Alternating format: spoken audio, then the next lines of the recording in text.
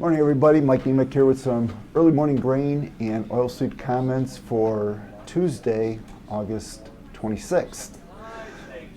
Mr. Freed's not here today. They're all out there at this Farm Progress show, so we've gotten a little bit of the excitement as far as maybe the traders putting some of their attention what's going on out there. Obviously it's a big show out in Boone, Iowa.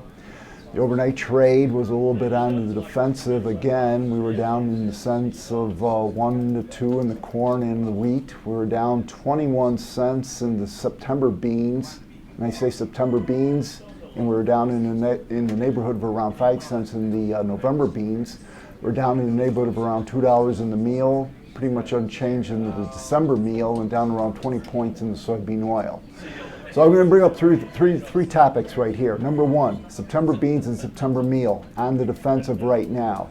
Is it because of the cash market? So that's been a big highlight. That has been the pillar of our marketplace here as far as us running out of beans, and are we going to get the beans out from the fields in time enough to go and squash the cash markets. Cash markets backed off a little bit, but they're not at, how do you want to say it, at prices that are kind of demeaning in history.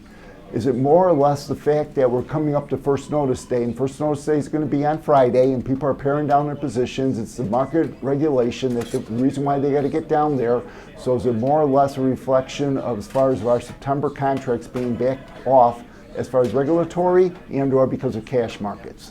I'm going to give it a little bit more regulatory, and are we going to get the crops out of the ground? That's number one. Number two, we got our crop ratings that came on out, and we got our weather forecasts, and those continue to be quite conducive. We got 70% good, excellent crop ratings still for our beans and our corn. We're trying to harvest our wheat, or our hard red winter wheat, our hard red spring wheat, and right now there's no big quandaries going on there and or in the world. And that continues to keep the world supply and demand tables very quite liquid. The third thing is the fact that what are these positions doing as far as, if we're not talking about the September contracts, we're talking about the commitment to trades report. And we continue to find that we don't have a big net short position in here. And what we're really doing in here is we're finding out that both here in the U.S. and in the world, we're out there taking our supply and demand tables to lofty levels, and the spec trade does not really want to be involved anymore. And are they liquidating, and or are they going to put the heels put to them? Now there's other little quandaries that are out there, but we'll work that out in the next days going forward in here. So anyway, a little bit on the defensive. Once again, this whole thing started back in 2008, 2009, where we were running out of grains, and now we're solving the whole problem, and the spec community still want to be involved. Once again, these are my opinions, not that of ADM or ADMIS. Thank you.